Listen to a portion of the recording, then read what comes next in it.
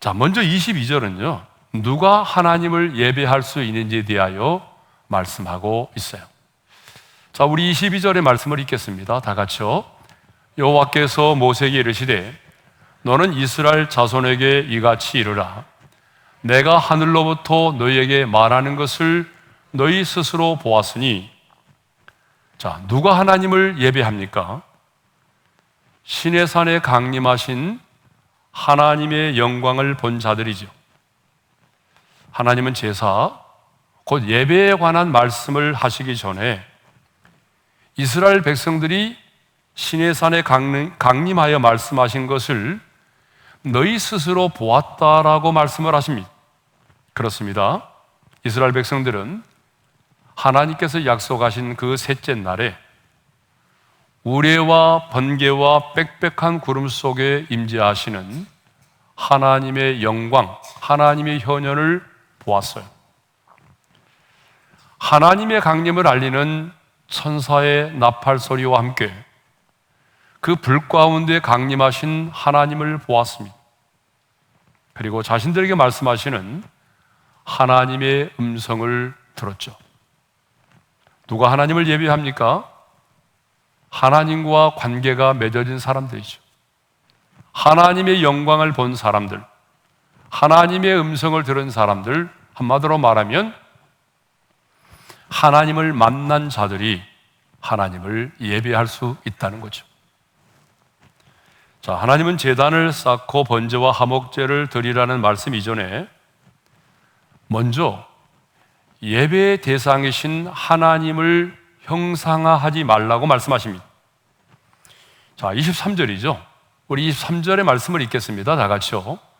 너희는 나를 비겨서 은으로나 금으로 나 너희를 위하여 신상을 만들지 말고.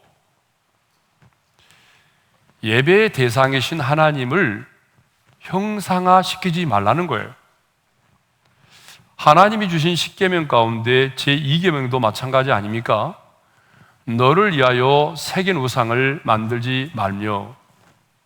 그러면 왜 하나님은 반복해서 하나님 당신을 형상화하지 말라고 말씀하실까요? 그것은 하나님이 영이시기 때문입니다.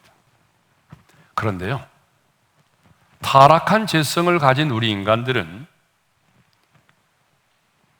보이지 않는 영이신 하나님을 끊임없이 형상화시키려고 합니다.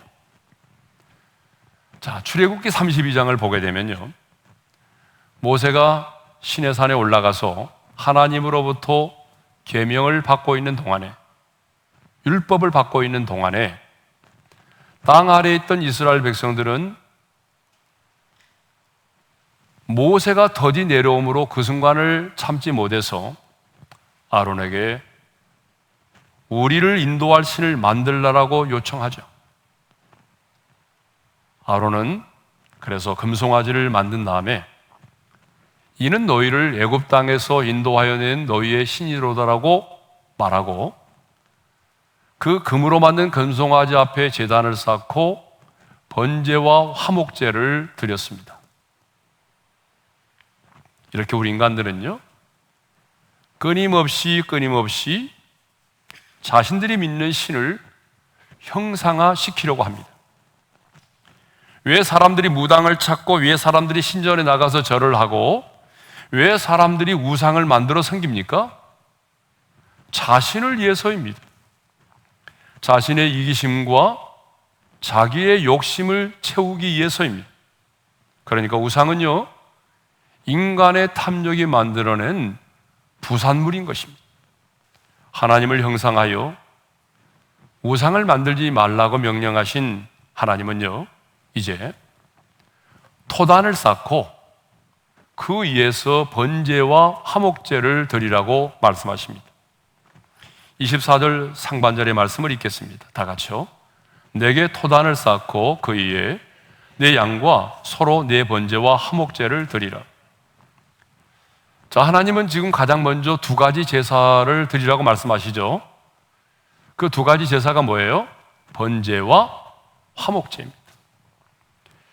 그런데 여러분 레위기서만 보더라도요 5가지 제사가 나오잖아요. 그렇죠? 번제와 소제와 화목제와 속건제와 속죄제가 나와요. 그런데 왜 하나님은 번제와 화목제를 드리라고 말씀하셨을까요?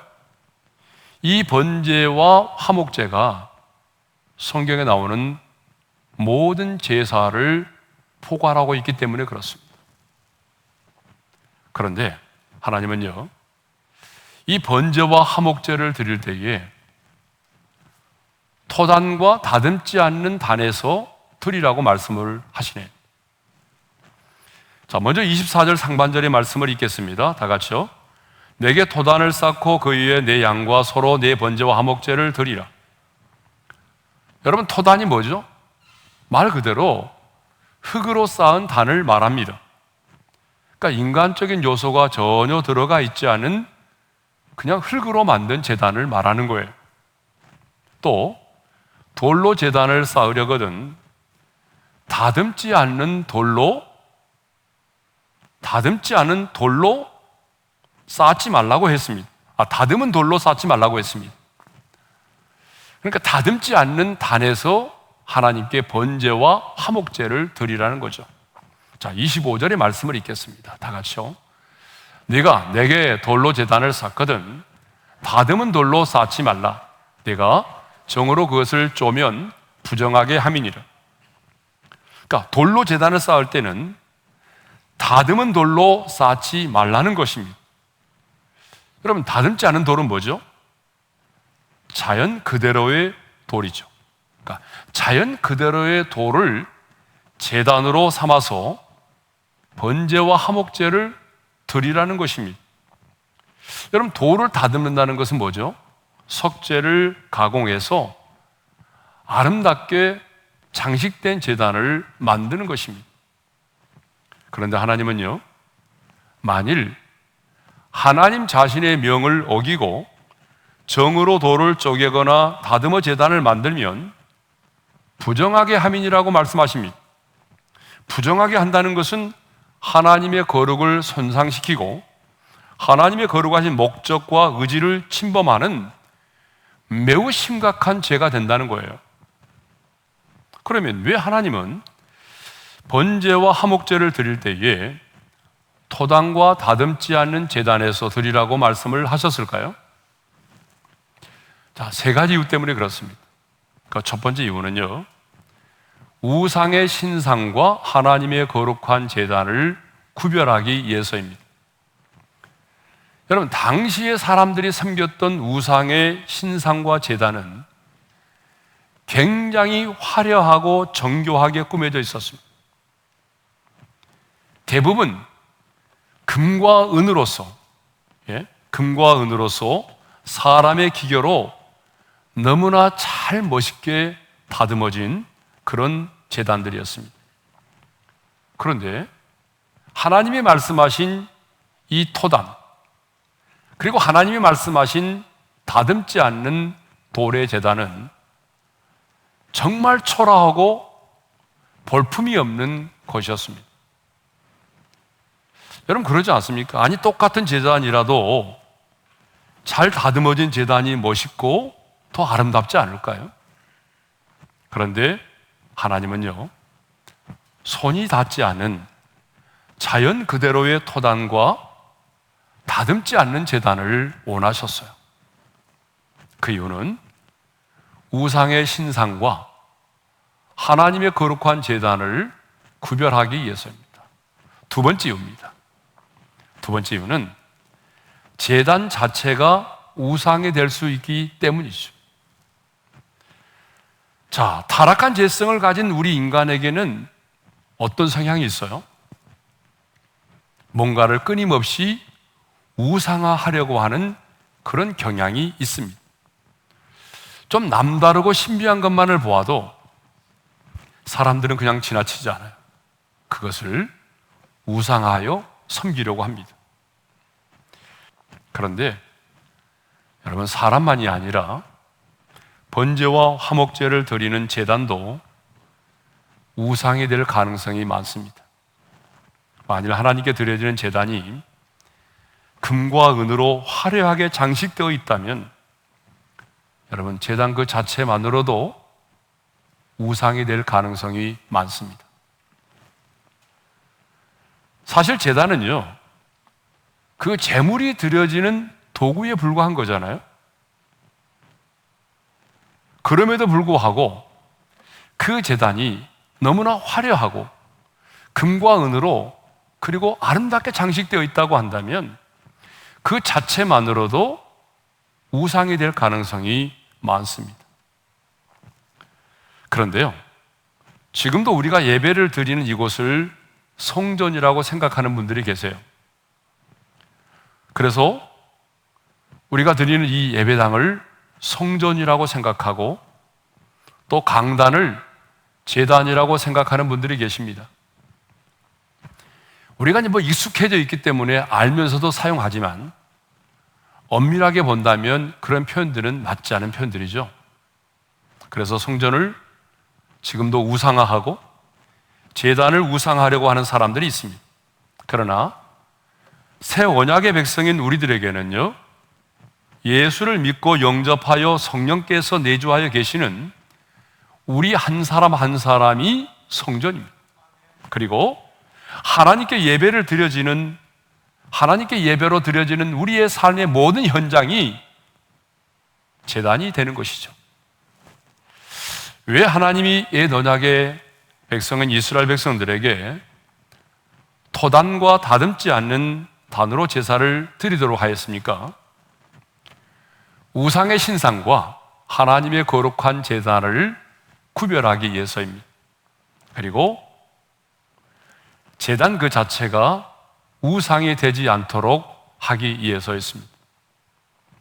그런데 그보다 더 본질적인 이유가 있습니다. 세 번째 이유는 순수한 내 모습 그대로 제단을 쌓으라는 것입니다. 인위적으로 꾸미지 말고 내 모습 그대로 하나님께 드려져야 한다는 것입니다. 여러분, 토단과 다듬지 않는 제단은요, 보잘것이 없어 보이지만 있는 모습 그대로의 순수함을 지니고 있습니다. 그러므로 하나님께 나오는 자들은 어떤 자신의 노력이나 자신의 어떤 공로나 업적을 가지고 제단을 쌓지 말라는 거예요. 자신의 공로와 업적을 가지고 하나님 앞에 나오지 말라는 거예요. 있는 모습 그대로, 약한 모습 그대로 그 순수함으로 나오라는 거예요. 그렇습니다, 여러분. 하나님이 받으시는 예배는요, 있는 모습 그대로의 예배입니다. 하나님이 받으시는 예배는 꾸밈이 없는 순수한 예배입니다. 상한 모습 그대로의 예배입니다.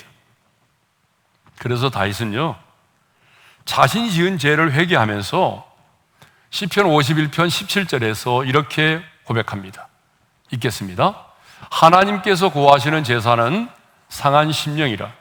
하나님이여, 상하고 통회하는 마음을 주께서 멸시하지 아니하시리이다.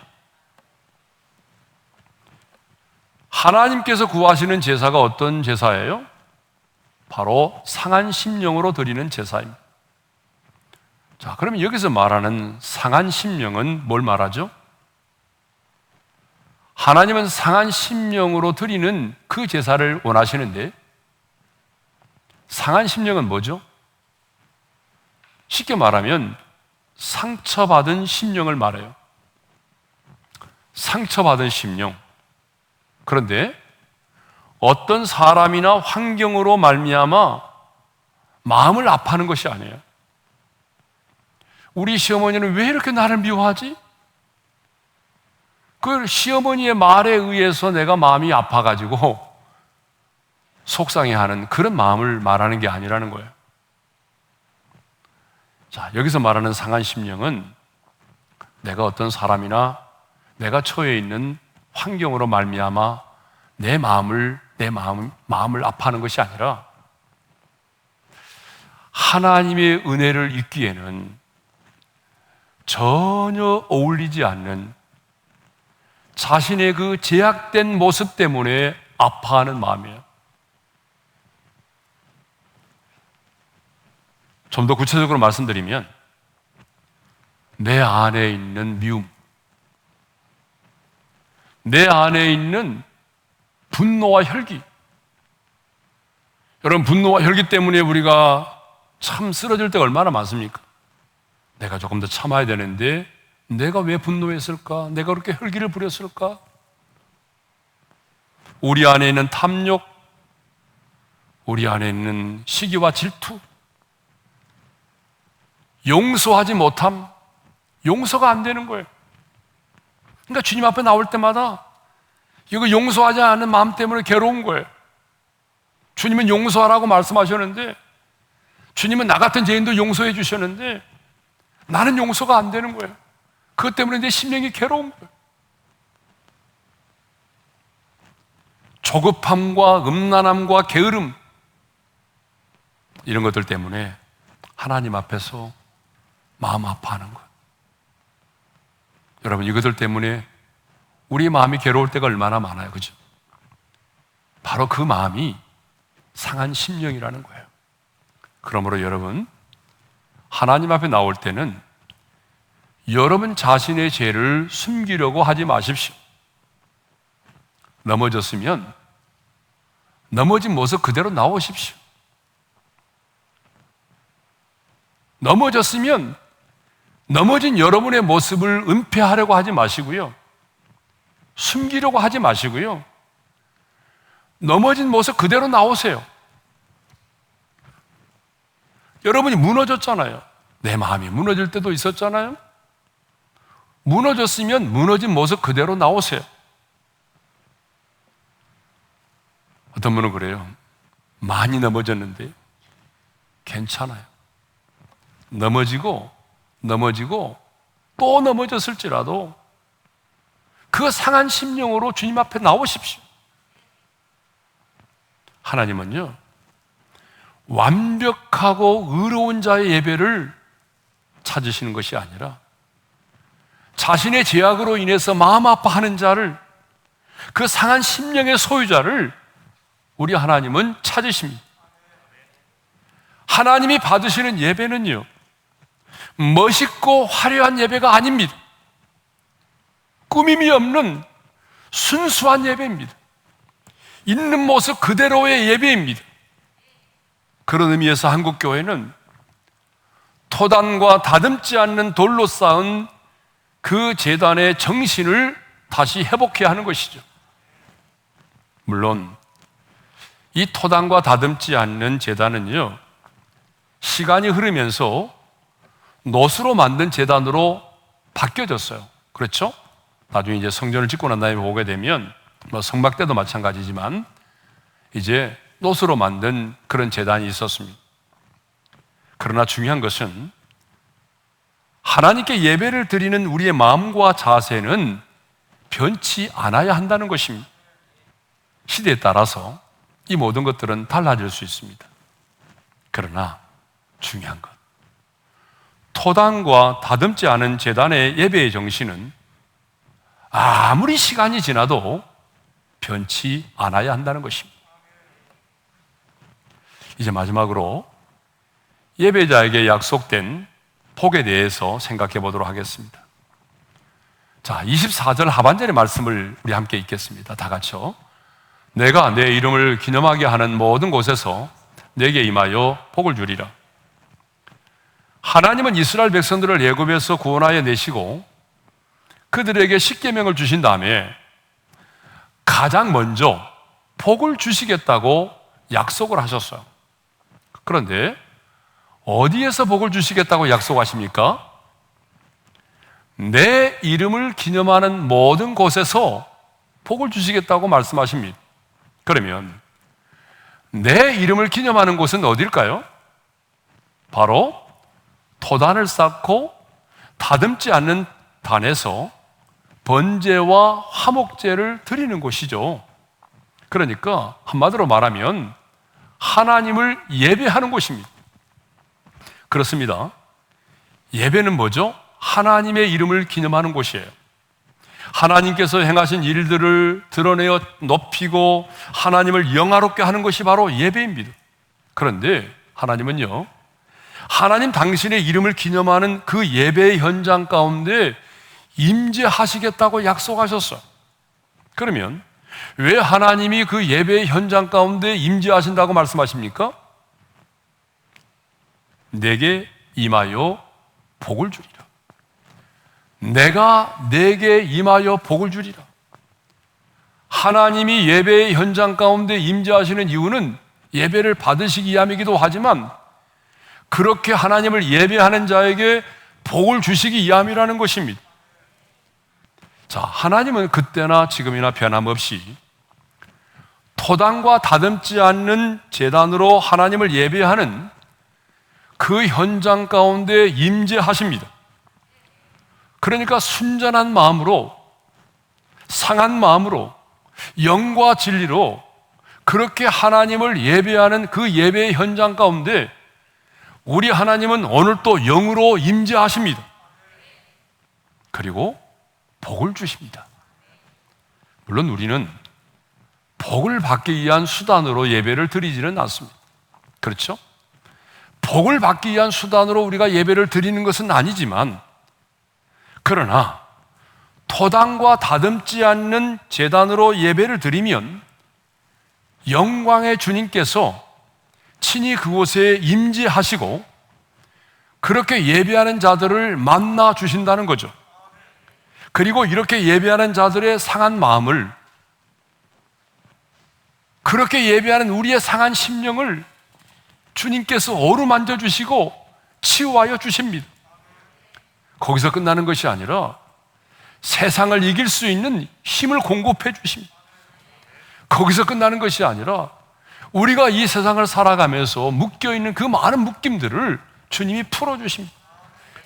복의 근원이 되신 주님께서 그 예배의 현장 가운데 임재하셔서 그 예배를 드리는 사람들에게 복을 주신다는 거예요. 그렇다면 여러분, 이 세상을 살아가면서 어떤 자리가 가장 복된 자리일까요? 여러분, 하나님을 예배하는 자리입니다. 하나님을 예배하는 자리가 우리에게는 가장 복된 자리입니다. 저는 21일간의 다니엘 기도의 기간에 우리 모두가 토단과 다듬지 않는 제단에서 꾸밈이 없는 순전한 마음으로, 상한 마음으로 하나님을 예배할 수 있기를 바랍니다. 그러면 오늘 본문에 약속하신 대로 하나님의 이름을 기념하는 모든 곳에 우리 주님이 강력히 임재하실 것입니다. 주님 분명히 말씀하셨습니다. 내 이름을 기념하는 모든 곳에서 내게 임하여 복을 주리라. 여러분, 우리 다니엘 기도회는 우리가 여기서 드리는 이 예배 현장만 있는 것이 아니잖아요. 14,000여 교회의 예배 현장이 있어요. 그리고 본당에 들어오지 못하는 수십만의 성도들이 각자의 처소에서 하나님을 예배합니다. 우리가 비록 이 예배 현장에 임하지 와서 예배는 드리지 못할지라도 여러분이 각자의 처소에서 드리는 그 예배 현장 가운데도 주님께서 임재하셔서 우리에게 복을 주시겠다고 약속을 하셨습니다. 저는 근본 21일간의 이 다니엘 기도회를 통해서 우리 모든 성도들이 정말 토단과 제단 위에서 하나님을 예배할 수 있기를 바랍니다. 정말 그 상한 심령으로 우리의 죄를 숨기지 않고 꾸미지 않고 우리의 모든 가식을 떨쳐버리고 가장 순전한 마음으로 하나님을 예배할 수 있기를 바랍니다. 분명히 우리 하나님 임재하시고 우리 한 사람 한 사람에게 복을 주실 것입니다.